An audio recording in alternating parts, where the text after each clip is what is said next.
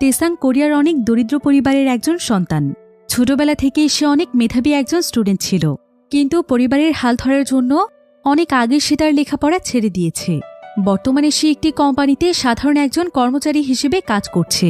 তবে তেসাং সবসময় তার পরিবারকে একটু ভালো রাখতে চাইত, তাই সে বাড়তি কিছু টাকা উপার্জনের জন্য নিজের জীবন বাজি রেখে ইলিগেল মালামাল সাপ্লাইয়ের কাজ করত। সে অন্য দেশের বর্ডার পার করে নিজের দেশে বিভিন্ন অবৈধ মালামাল ট্রাকের মাধ্যমে সাপ্লাই করে নিয়ে আসত।